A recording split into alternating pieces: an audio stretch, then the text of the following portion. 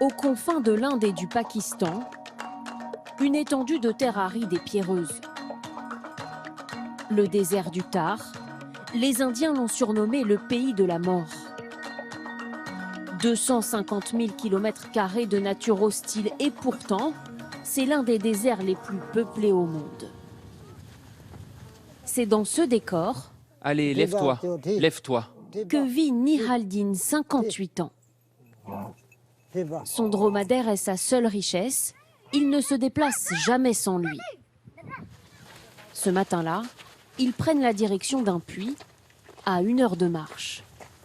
Dans le désert du Thar, tous les villages manquent d'eau. Ici, il ne pleut qu'une fois par an en été, 30 minutes à peine.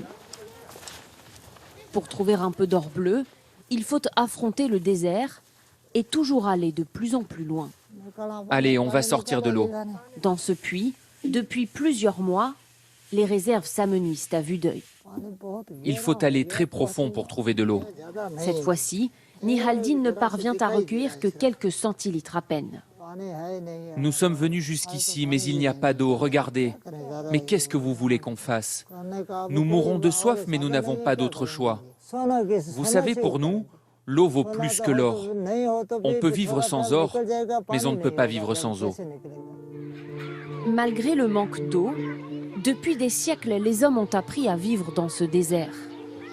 Pour préserver cette ressource rare, dans ce village, quand elles font la vaisselle, les femmes n'utilisent pas d'eau, elles lavent avec du sable. Cela fait des années que je fais la vaisselle comme ça. C'est ma mère et ma sœur qui m'ont appris. Notre sable est très bien, très propre. Alors c'est comme ça que je nettoie mes plats. Dans ce désert où la population manque de tout, certains habitants s'en sortent grâce au tourisme. Depuis quelques années, des chameliers louent leurs bêtes pour les visiteurs.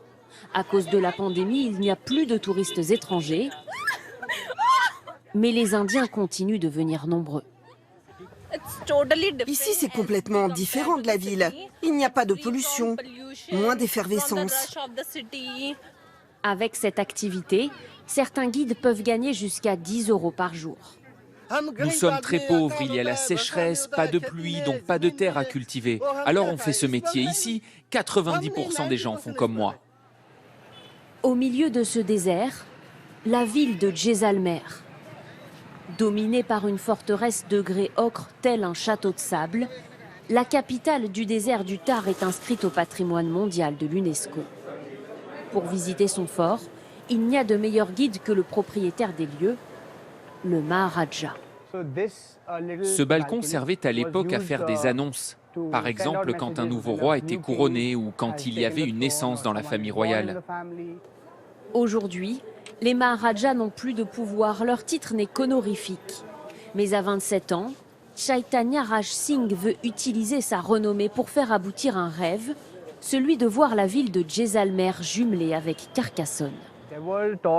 Il y a déjà eu des discussions entre les autorités locales ici et là-bas pour que Jaisalmer et Carcassonne soient jumelés ou que nous collaborions de quelque manière que ce soit.